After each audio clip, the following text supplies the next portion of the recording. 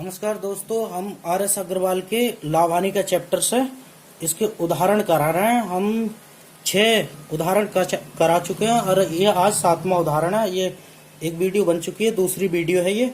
इसमें क्वेश्चन है, ए ने एक रेडियो बी को 20% लाभ पर बेच दिया, बी ने इसे सी को 10% हानि पर बेच दिया तथा सी ने डी को 5% लाभ पर बेच दिया। यदि डी ने इसका मूल्य 1814 रुपया और 40 पैसे अदा किया हो तो ए ने ये रेडियो कितने रुपए में खरीदा था। ठीक है, हम मान लेते हैं ए ने 100 रुपए में ये रेडियो खरीदा था, 100 रुपए में। और 20% का लाभ लेके इसने बी को बेच दिया, तो बी को बेच दिया 120 में। ठीक है, अब बी ने सी को 10% हानि से बेच दिया, तो 10% हानि 120 का 10% हानि 100, तो ये कट जाएगा 0 से 12 नामा 108, यानी सी को ये कितने का मिला, 108 का। ठीक है, और सी ने 5% लाभ पर डी को बेच दिया। सी ने 5% लाभ पर 108 का 5% 105 बटे 100 काट लेते हैं, 5 से काट लेते हैं, 5 दूनी 10, 5 एकम 5 21 बार, और 5 दूनी 10 20 बार। अब 2 से काट लेते हैं, 2 एकम 2, 2 पंजे 10, 2 चौक 8, 54, 21 54 बटे 10 कर लेते हैं इसकी गुणा, 54 21 की, ये आ गया 54 और 54 दूनी 108, ये 108 आ गया। 4 8 5 13, 3 और 1 13 और 1 यानी 1134, और ये बटे में 10 है, इसका मतलब यहाँ पॉइंट लग जाएगा। तो 113 रुपया 40 पैसे सी ने 108 रुपए की वस्तु 5% लाभ कमा के 113 रुपए 113 रुपया और 40 पैसे में बेच दिया डी को, और डी ने कितने रुपए अदा करा, जबकि 113 रुपए 40 पैसे अदा करा, और जबकि प्रश्न में दे रखा है 1814 रुपए 40 पैसा अदा करा है। आगे हम हल कर लेते हैं।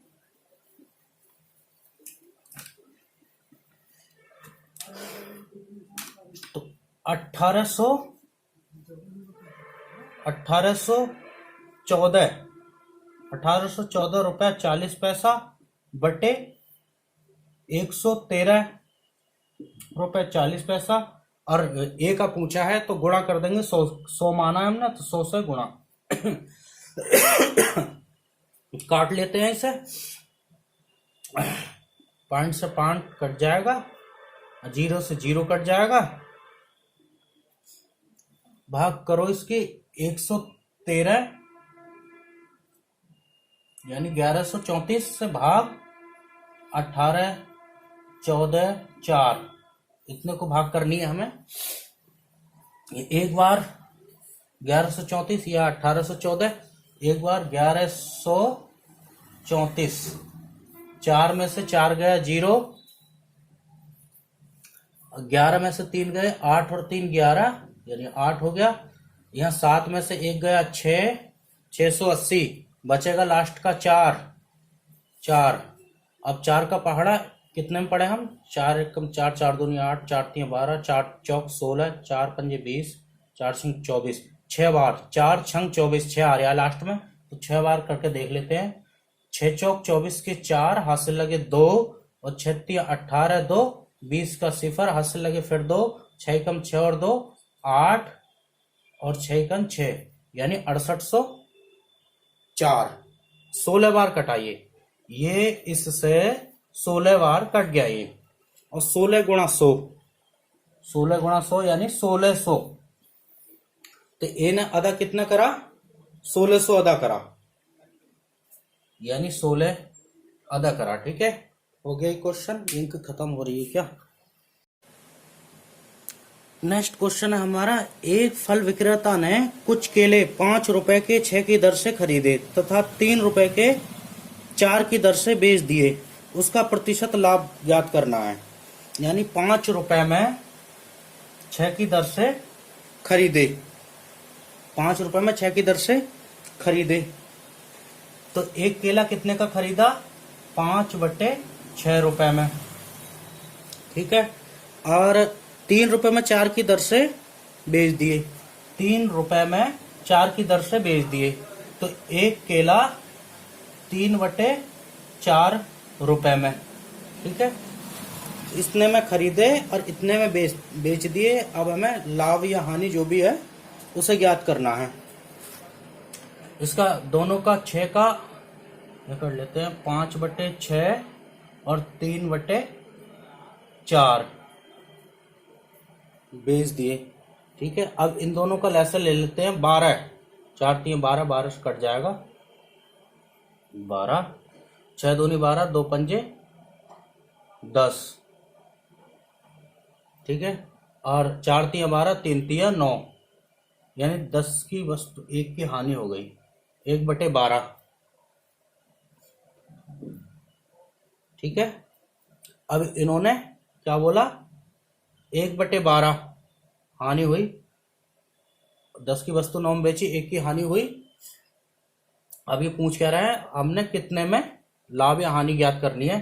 तो हमारा ये खरीदे का क्रय मूल्य 1/12 तो ये आ गया, और गुणा 100 करना है, लाभ हानि ज्ञात करनी है। अब बटे में क्रय मूल्य कितना है, 5/6, 5/6, तो ये 6 यहां से कट के ऊपर चला जाएगा, बटे के बटे ऊपर, यानी यहाँ 6 आ जाएगा, और ये 5 यहीं पर आ जाएगा, इसके 5 यहाँ कर देते हैं, बटे में 5 इसके, ठीक है। काट लेते हैं, 6 दूनी 12, 2 और 5 दूनी 10, 20 हो गए, और 2 एकम 2, यानी 10% की हानि हो गई। यहाँ पे 10 की वस्तु 9 में बेची, 10% की हानि हो गई।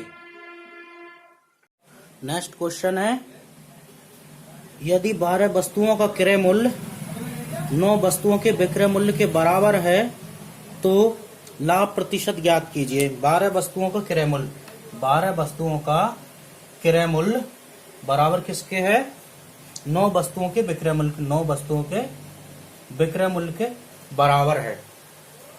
तो यहाँ क्रय मूल्य रोक लेते हैं, और यहाँ बटे में यहाँ विक्रय मूल्य कर देते हैं।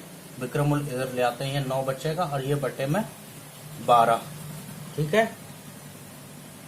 काट देते हैं, कट जाएगा, 3 3 9 और 3 4 12, यानी 3/4, यानी 3 की खरीदी, 4 की बेच दी, तो लाभ हुआ 1 का, 1 का लाभ हुआ, विक्रय मूल्य ही 1 का लाभ हुआ। और इसने पूछा क्या है, तो लाभ प्रतिशत ज्ञात कीजिए। 1 का लाभ हुआ कितने पर, 4 पर। 1 का लाभ हुआ, क्रय मूल्य 3, सॉरी 3, क्रय मूल्य 3 पर, यहाँ पे क्रय मूल्य 3 और 4 की बेची, तो 1 का लाभ हुआ 3 पर, और यहाँ पे गुणा 100, तो 33 सही 1/3% का लाभ हो गया यहाँ पर।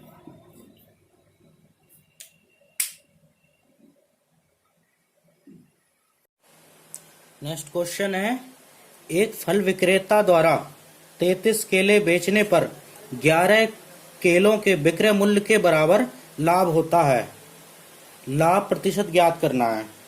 यानी 33 केले बेचने पर, यानी बेचना 33 केले बेचने पर, बेचा यानी सेलिंग प्राइस एसपी, और प्रॉफिट क्या हुआ, 11 केलों के विक्रय मूल्य के बराबर लाभ होता है, 11 का प्रॉफिट होता है, ठीक है।